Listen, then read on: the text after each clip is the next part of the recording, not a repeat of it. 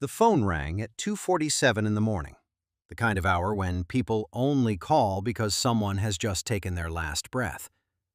It was Dr. Ellison from the county hospital, and his voice was shaking.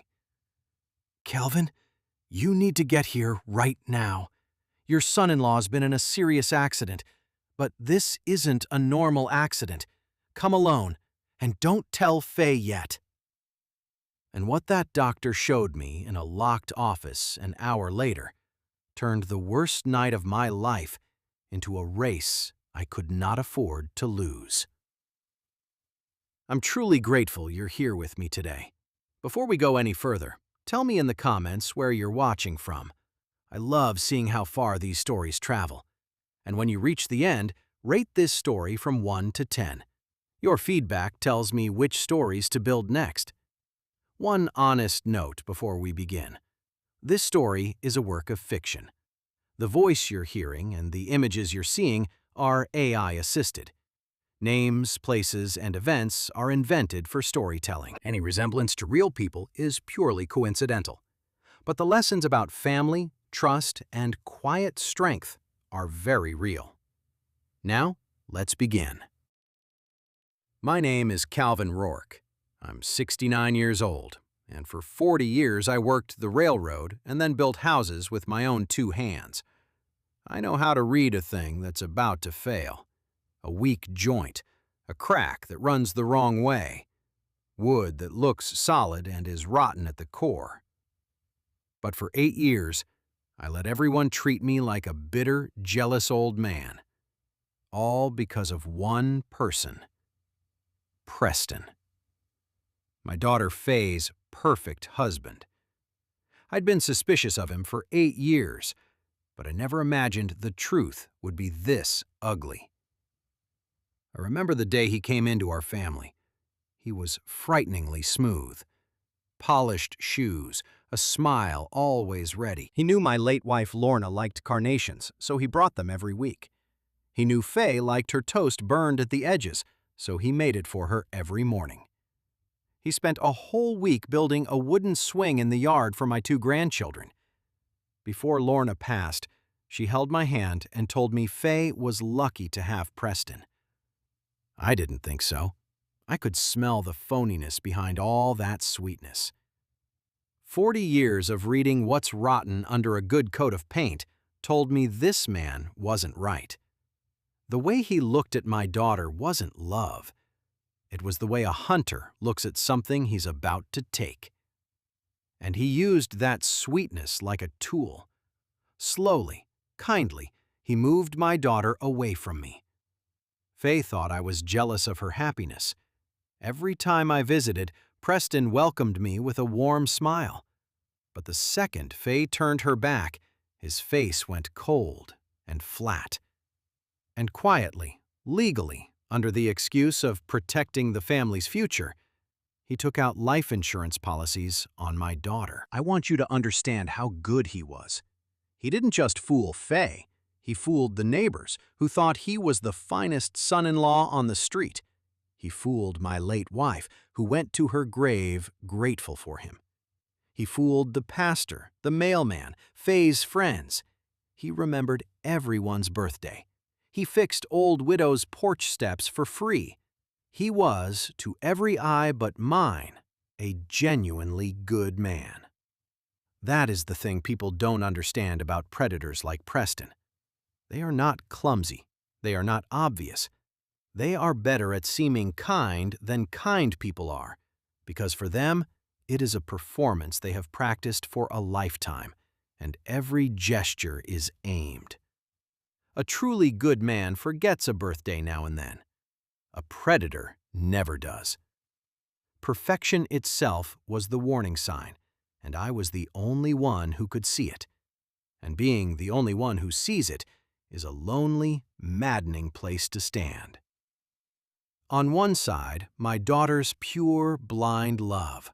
On the other, the cold arithmetic of a snake. I had tried to warn her once. Just once, 3 years back. We were in her kitchen, and Preston was out in the yard with the kids, and I said it as gently as I knew how. I said, "Faye, Does anything about Preston ever feel too perfect to you? Too smooth? And she'd turned on me with a hurt I'd never seen in her before. She said, "Why can't you just be happy for me, Dad? Why does the one good thing in my life have to threaten you?" She said Preston had warned her I might do this, that I'd never think any man was good enough, that his own father had been the same way. That last part stopped me cold. Because Preston had studied us. He knew exactly which wound to press. He'd built a story where every warning I gave only proved his point. So I went quiet. For 3 years, I went quiet. I told myself I was keeping the peace. What I was really doing was leaving my daughter alone in a house with a man who was counting the days until her policy matured. That silence is the thing I'll answer for, not the suspicion. The silence. So when Dr. Ellison called me at 2:47 in the morning and told me to come alone and not tell Faye, some old instinct in me knew this was the night the paint finally came off. P1-WC-W/MMT/user-data/outputs/the quiet father _S10 _ the sister who wasn't.txt. The 3-mile drive to the hospital had never felt so long. The rain came down in sheets. My wipers clattered against the night. Dr. Ellison was waiting in a dark corner at the end of the corridor. His face was pale. He wasn't in a lab coat, but blue surgical scrubs soaked with sweat. He motioned to me without a word and led me into a small office beside the recovery room, and he locked the door and drew the curtains. The caution made my heart pound. Through a small window, I could see Preston in a hospital bed across the hall. His face was scratched, an oxygen mask over his mouth, machines beeping around him. The man who was always so polished now looked wrecked. I felt no sympathy, only a deep, crawling unease. Ellison lowered his voice to a whisper. "Preston wasn't hurt by the crash, Calvin. His truck went into the ditch because he lost consciousness first. I ran his blood before surgery." He paused. "There's a large amount of thallium in his system. It builds up slowly, destroys the nervous system. Someone's been putting it in his food for weeks." A chill went down my spine. Who would want to poison him? Ellison leaned close to my ear, and what he said cut through the last of my composure. "Preston isn't the only one in danger. From what I could piece together, he was poisoned by his own accomplice to tie off a loose end. Before he went under, he was muttering. He kept saying, 'Go home. Your daughter, the children, they're in danger.'" I stood frozen. Ellison pressed a thick manila envelope into my hands, sealed with black tape. He told me to read it in my truck and to move fast before it was too late. I burst out into the pouring rain. In the cab, my trembling hands tore through the tape. I switched on the dim overhead light. The first thing inside was an ID photo, Preston's face. But the name printed under it was not Preston. It was Marcus Cade, a professional con artist, a man quietly being investigated by the federal authorities. This was not his first marriage. Before Faye, he'd had 2 other wives. Both women had died in accidents a few years after marrying him. One fell down a staircase. One died of sudden food poisoning. And both times, the moment they were gone, Marcus Cade collected an enormous life insurance payout, nearly $4 million between the two. My blood turned to ice. And then I turned to the last page. It was a copy of Faye's newest life insurance policy. The payout clause activated next week. The amount on my daughter's life was $6 million. He had planned to make my daughter his 3rd dead wife.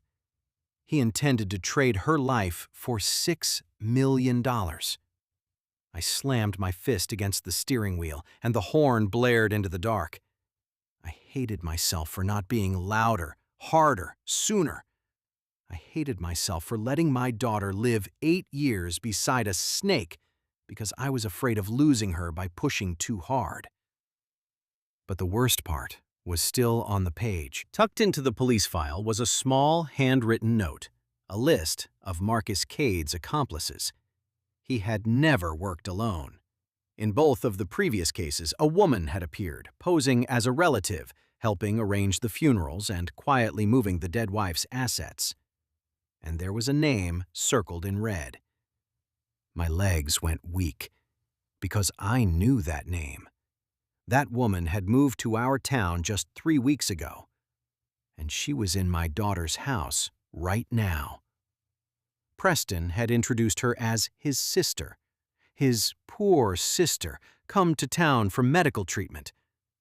Sabine, sweet, soft-spoken Sabine, who had poured me tea a week ago with gentle hands and cold, empty eyes.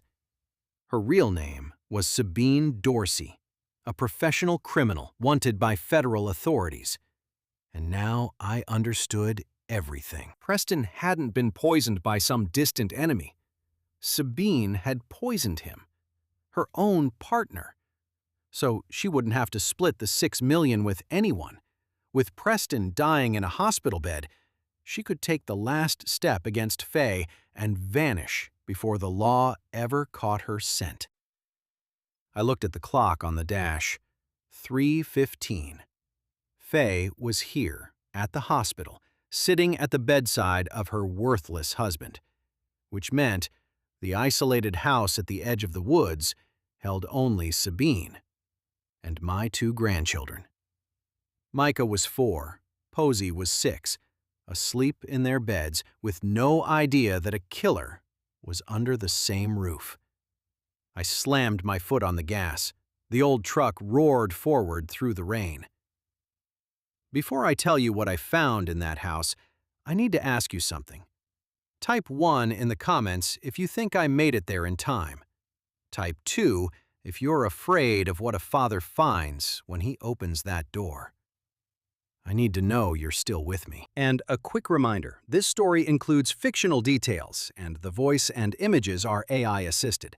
If it isn't for you, no hard feelings if you step away now.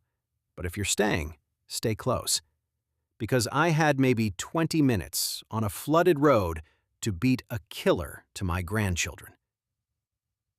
The house came into view at the end of the sloping road. Every light was off. Then a faint glow flickered once on the second floor and vanished. My grandchildren's bedroom. That drive is burned into me. The wipers couldn't keep up with the rain. The road along the woods had half washed out, and the back end of the truck slid every time I took a curve too hard. And I took every curve too hard. I did the only thing a man can do at a time like that. I did the math. If Sabine was still in the house, I had a chance. If that upstairs light meant what I feared, I might already be too late. I thought about Micah, 4 years old, who couldn't sleep without a one-eared stuffed rabbit. I thought about Posey, 6, who'd made me a card last Christmas that said, "World's Best Grandpa" in crayon, still folded in my wallet. And I thought about the tea Sabine had poured me a week ago, in that same kitchen, with those gentle hands and those cold, empty eyes, already planning all of this. What was Sabine doing up there at this hour? I pulled the truck to the side of the road, a good distance from the house, and killed the headlights. I didn't want the engine to warn whoever was inside. Then I called my brother, Roy, a former Marine. He answered on the first ring, alert. I kept it short. "Get to Faye's house right now. Bring something to defend yourself. There's a killer inside with the children." I stepped into the mud. The cold rain slammed into my face. I made my way to the back door. The spare key was still under the carnation planter where it always was. I slid it into the lock and turned it gently, and the door opened without a sound. Inside, everything was dark. The smell of maple syrup from the children's dinner still hung in the air, but over it now was another smell, a strong, cheap perfume. I moved through the living room. The old floor creaked under my boots, and as I reached the bottom of the stairs, I heard light footsteps coming down. I slipped into the shadow beneath the staircase. The beam of a phone flashlight swept the steps. Sabine was coming down, a large travel bag in her hand. Under the light, her face was frighteningly calm, not a trace of worry on the face of a woman who had just poisoned her partner and come for 2 children. She stopped on the final step, and she went still, the way an animal goes still when it senses something wrong. She switched off the light, and the house went black. I could hear her breathing. I had to move before she found me first. I stepped out of the shadow, directly into the only path to the front door, and I raised my flashlight straight into her face. She flinched, then caught herself, and a fake smile appeared on her lips. "Mr. Rourke, you startled me. What are you doing here so late?" I stared at the travel bag in her hand, and at the dark red stain on the back of her wrist, only just dried. "Where are the children?" My voice came out low and hard. She eased the stained hand behind her back. The smile held. "Asleep upstairs. Preston had an accident, so I'm packing a few things to bring to the hospital. I really have to go." She took a step, trying to slip past me to the door. I didn't move. I stood in that doorway, like an old tree rooted to the floor. "Get out of my way," I said, and the smile fell off her face. And here is the thing I'll never forget. As the mask came off and the cold, flat eyes of a killer looked out at me, the corner of her mouth twitched upward, a small, hungry pull she couldn't quite hide. Because a person like Sabine, even cornered, felt some sick thrill at finally being seen for what she truly was. She set the bag down on the floor, and slowly, her right hand slid into her jacket pocket. I knew what was in there. A blade. Or a vial. "You don't want to do this, Sabine," I said, keeping my voice level, keeping my flashlight on her face. "There's a doctor at the county hospital who already ran Preston's blood. There are federal files with your real name on them. Whatever you're reaching for in that pocket, it doesn't get you out of this house clean. It just adds an old man to the list." For a second, something flickered in her eyes. Calculation. She was doing her own math now, the way I'd done mine on that flooded road. "You're bluffing," she said, but her voice had lost its silk. "I found the spare key under the carnation planter," I said. "The same planter your partner uses to hide it. I've been coming to this house for 8 years, Sabine. You've been here 3 weeks. You are a stranger in my daughter's home, standing between me and my grandchildren, with blood already dried on your hand. There is nothing you can tell me tonight that I will believe." I was a 69-year-old man, and at that moment, I felt no fear at all. Only the instinct of a father and a grandfather pushed into a corner. I set my weight to throw myself at her. And then, headlights swept across the windows. Tires screamed to a stop outside. Heavy boots pounded toward the back door. Roy had come. Realizing she'd lost, Sabine lunged straight at me, throwing all her weight into me to force a path to the door. I braced, and this 69-year-old father gathered every ounce he had left and shoved her back.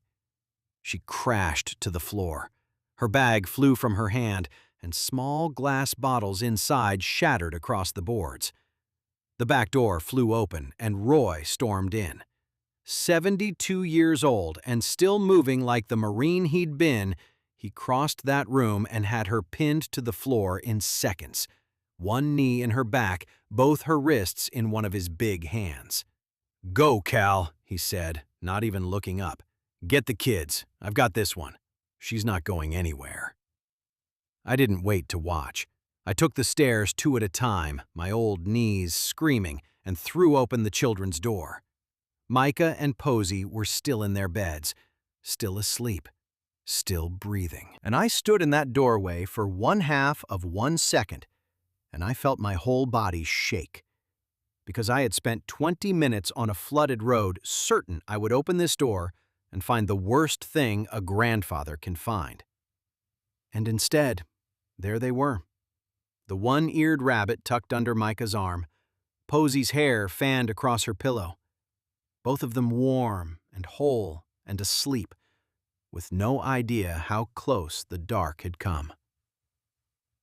I have built houses for 40 years. I have stood on finished roofs and felt proud. I have never in my life felt anything like what I felt standing in that doorway, looking at 2 sleeping children I had reached in time. I scooped both of my grandchildren into my arms. Posey stirred and murmured, "Grandpa?" And I said, "I've got you, baby. Go back to sleep." And she did, because to her, my arms have always meant safe. And that night, for once, I earned it. I carried them down and out into the rain and laid them on the back seat of my truck, and I drove into the dark toward the sheriff's office before Sabine could ever get up off that floor. By the time I reached the sheriff's office, dawn was breaking, and the rain had eased.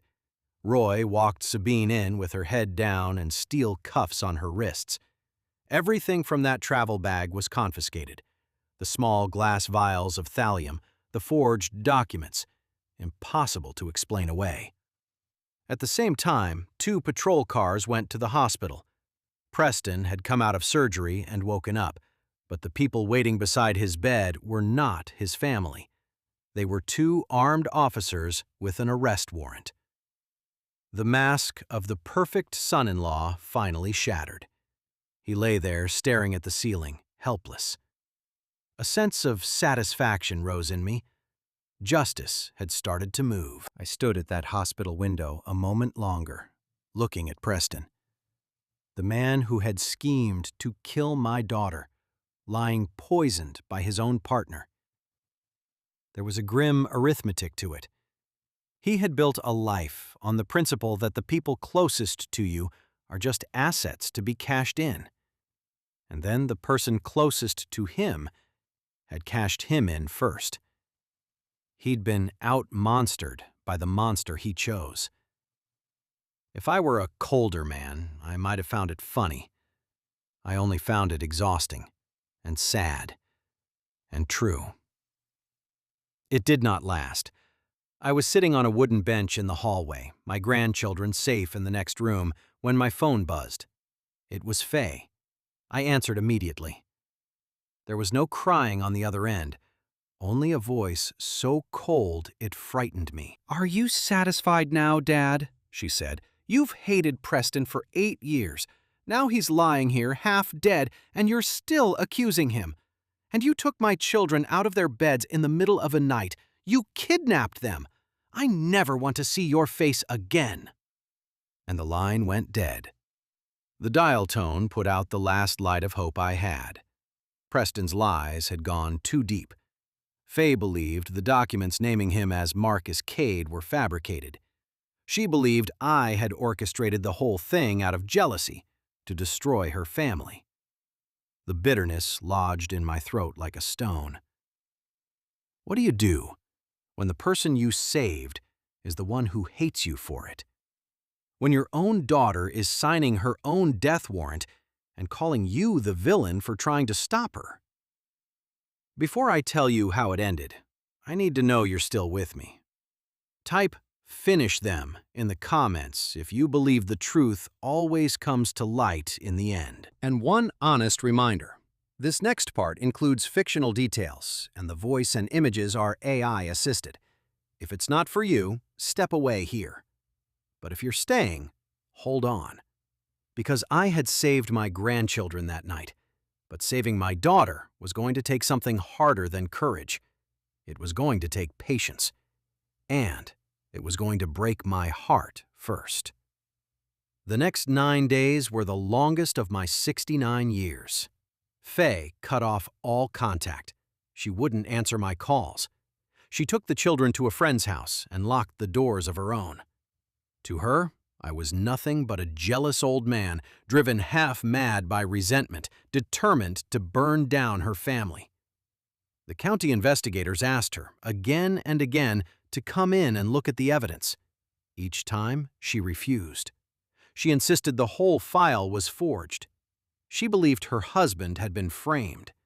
By me. I sat alone in my empty house every one of those 9 nights.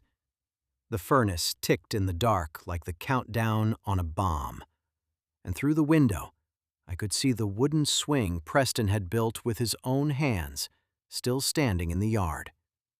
That's the cruelest thing these people do. It isn't just the poison and the policies. It's that they turn your love into evidence against you.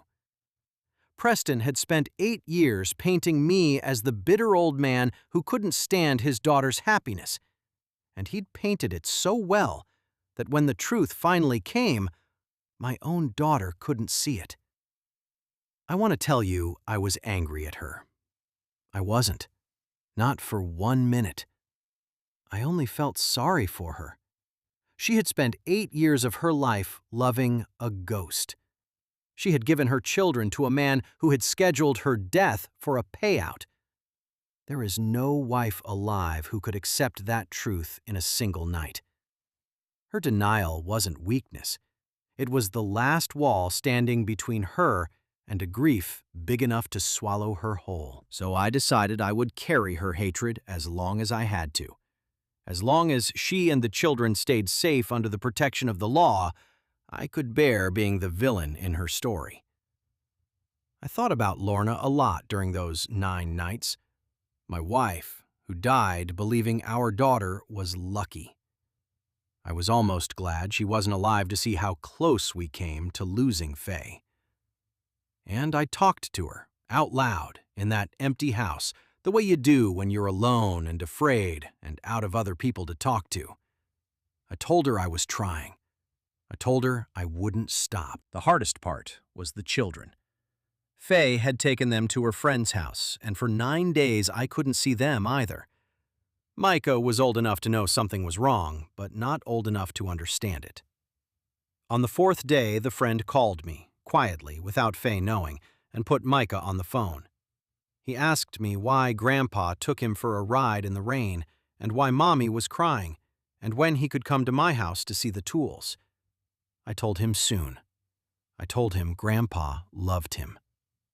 And then I sat in the dark and cried in a way I hadn't since Lorna's funeral, because I did not know if soon was a promise I could keep. On the evening of the 10th day, just as the dark was coming down, a familiar car pulled into my driveway. Then unsteady footsteps on the porch. The door opened. Faye stood there. Her hair was a mess. Her eyes were swollen from days of crying.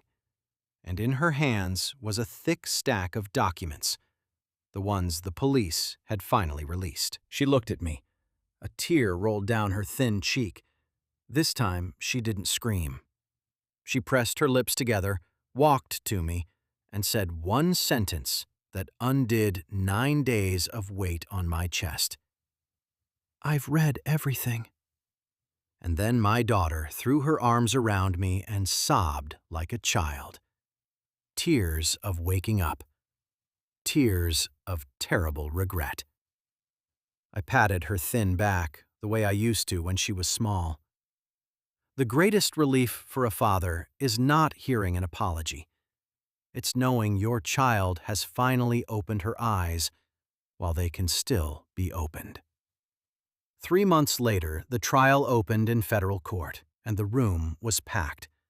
Preston walked into the defendant's box in an orange jumpsuit. Gone was the polished, perfect son-in-law. All that was left was a cornered man out of lies. The prosecutors laid it out, piece by piece. The forged identity, the 2 dead wives, the insurance payouts, the thallium, the $6 million policy on my Faye days from activating. And beside him stood Sabine Dorsey, her face cold and without a trace of remorse. Faye sat through all of it. She had asked to. She said she needed to hear every word out loud in a courtroom from people under oath, so that some stubborn corner of her heart that still wanted to believe in Preston would finally, permanently die. I held her hand through the worst of it. When they read the details of how the first wife fell down those stairs, she squeezed so hard it hurt, and I let her. There was one moment I'll carry the rest of my life. The prosecutor played a recording from Preston's own phone recovered by the police. His voice, talking to Sabine months before the crash, calm as a man ordering lunch, discussing the timing of Faye's policy and how long they'd have to wait after the wedding anniversary to avoid suspicion.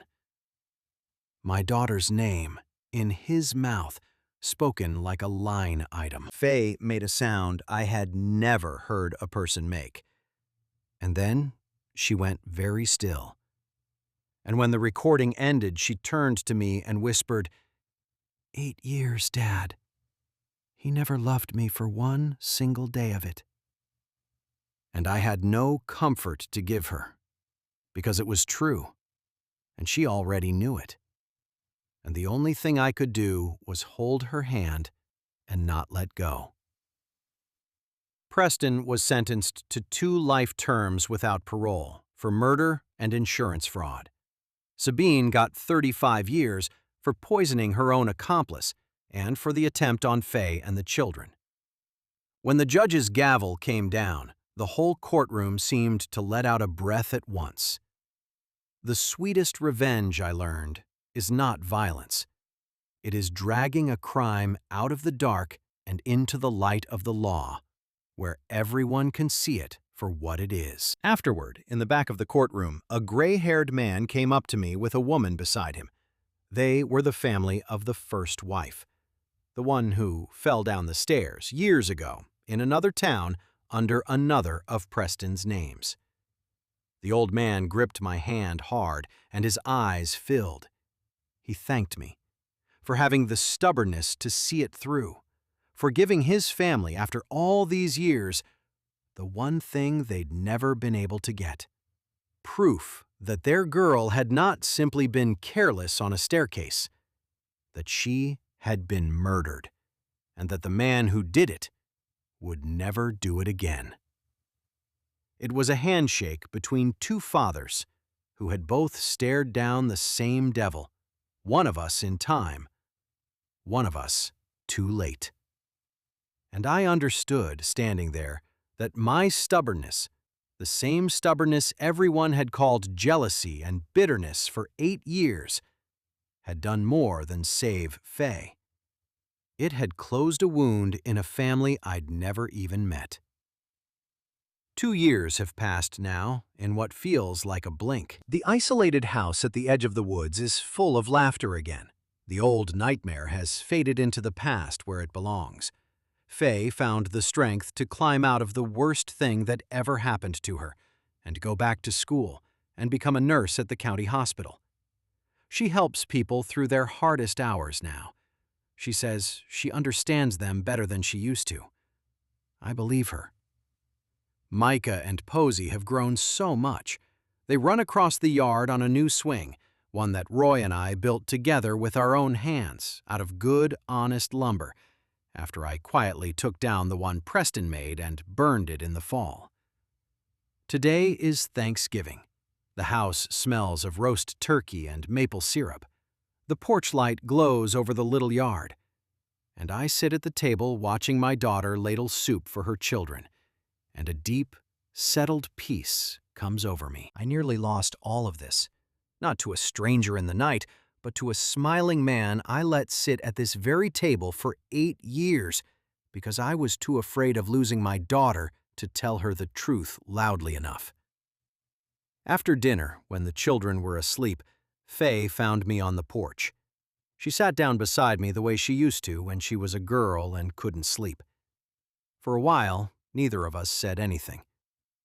Then she said quietly, "I'm sorry it took me so long to see it, Dad." I said, You saw it the moment you could bear to. That's not slow. That's just human. She leaned her head on my shoulder, a grown woman and a mother, and I put my arm around her the way I did when she was 6, and we watched the porch light throw its glow across the yard, where a better swing now stands. That is the whole of it. That is what all of it was for. If you've stayed with me all the way to here, let me leave you with what this cost me to learn. I'm 69 years old, and I almost lost my daughter and my grandchildren to a man who brought carnations every week and built a swing in the yard. The most dangerous people don't come with a warning label. They come as everything your child ever wanted. They use kindness as a weapon, and they use your love as a blindfold. So hear this from a man who saw the snake for 8 years and stayed too quiet. If your gut tells you something about a person is too smooth, too perfect, do not talk yourself out of it, and do not, whatever it costs you, go silent to keep the peace. Silence is the thing I nearly buried my daughter with. If someone new in your family is very interested in insurance, in wills, in who gets what when someone dies, pay attention. Sweetness and paperwork are the two hands these people work with. And if you are already where I was, disbelieved, called bitter and jealous and old, watching someone you love walk toward a cliff while they thank the person pushing them. Hear this most of all. You are not too old. You are not too weak. You are not too foolish to be right. I was 69, called a crazy old man by my own daughter, with no allies but a doctor and my brother and the truth. And a locked office, a manila envelope, and a stubborn old heart that refused to quit gave me back my whole family. Do not be afraid of looking foolish. Be afraid of staying silent when you know that you are right. If this story moved you, leave a comment and tell me. Have you ever been called bitter or paranoid for not trusting someone and been proven right? Did you speak up, or did you stay quiet like I did? Someone scrolling tonight needs to read your story. And remember what I asked at the start. Rate this story from 1 to 10 so I know which stories to build next. If it meant something to you, give it a like. It helps this story reach another parent, another grandparent, another good person watching a wolf pour tea in their child's kitchen. Share it with someone you love. And if you want more stories about ordinary people who refuse to be written off, subscribe and stay with me. This channel is called The Quiet Father for a reason. The loudest man in the room is almost never the strongest. Sometimes, the strongest thing a father can do is go quiet, stay patient, and refuse to lose. Thank you for walking this whole journey with me, all the way to the end. One last honest note, the same one I gave you at the beginning. This story is a work of fiction. The voice you heard and the images you saw were AI-assisted. The names, places, and events were invented for storytelling. Any resemblance to real people is purely coincidental. But the lessons, about a smiling predator, about a father's instinct, and about the danger of staying silent to keep the peace, those are as real as anything I know. I'm Calvin Rourke, and I'm finally, quietly, free.